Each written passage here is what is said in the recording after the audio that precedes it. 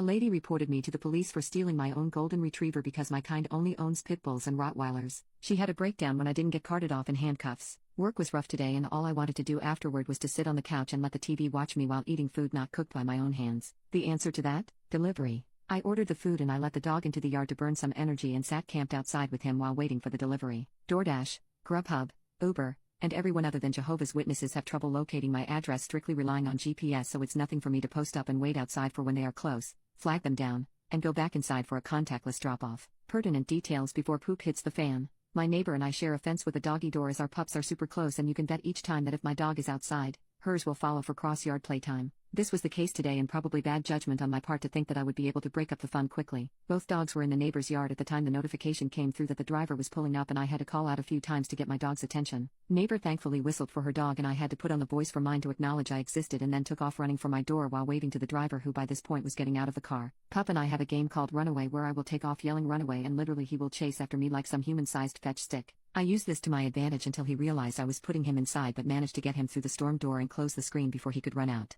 Then realized that I'd left the gate locked like an idiot with the driver standing right outside by this point. I didn't have a mask on at this point and neither did she, so I yelled from the porch that she could leave the food by the mailbox, and that is where the fun started. "Is that your dog?" My bullshot meter didn't go off. I thought she was asking a question with an obvious answer because duh, she was a dog person, so I engaged with dog owner gushiness. "Yes, blah, blah, blah. His name is Pen. Wanna say hi? I'll be nice because you brought my food." But she just stood there awkwardly for a moment, put the food down, and quickly jumped back into her car. In my mind I was like, okay, weird but whatever. Snatched the food and went back inside. Went to wash my hands, and from the kitchen window, I could see the full street where she was still parked outside, thinking okay, weird, again, but didn't dwell on it too much, figuring that she was looking at the route to her next location. I went about my business of preparing to destroy my meal. A few minutes later, the dog begins barking manically at the door. I take a glance at the cameras and realize she is still out front, parked directly in front of my mailbox.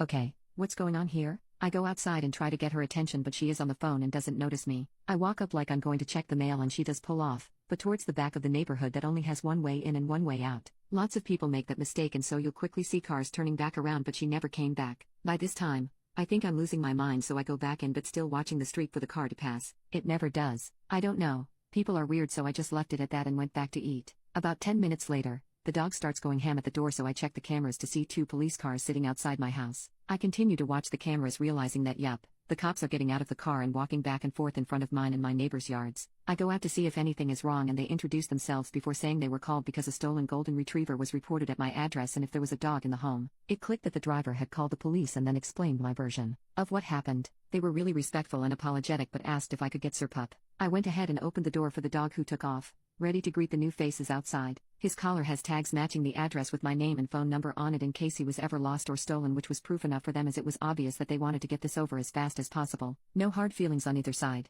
We were all walking away when the driver's car slowly came creeping from the back of the neighborhood. I yelled out to them that the lady was right there, and they positioned themselves in front of her car in a way she would have to stop and speak with them. I don't know if this lady was drunk or off her meds, but she rolled down the window and was literally sobbing hysterically that she saw me take the dog from the neighbor's yard, that animals get no justice, and the icing on the cake, my kind only owns pit bulls and Rottweilers. There was no way he was mine and needed to be protected. I honestly did not want to deal with that mess, so sorry guys, this isn't a tale of revenge. I went back inside and stayed the F on my couch. My day was already crappy. Everyone left a few minutes after that, so I assume she got a warning. However, I did report the incident to the delivery service and was offered credits towards my next meal. I splurged that on a bakery, and now I'm currently effing up a slice of carrot cake. Grateful it didn't end worse. Update: taking the sound advice to keep a close eye on the dog when he goes out. We'll also share with neighbors just in case. My husband did agree with many of you to seek further action against the delivery driver, but I'm pretty torn on whether to do so. Things are hard out here for all of us, including the less savory members of our community, but I will take the day to think on the next steps.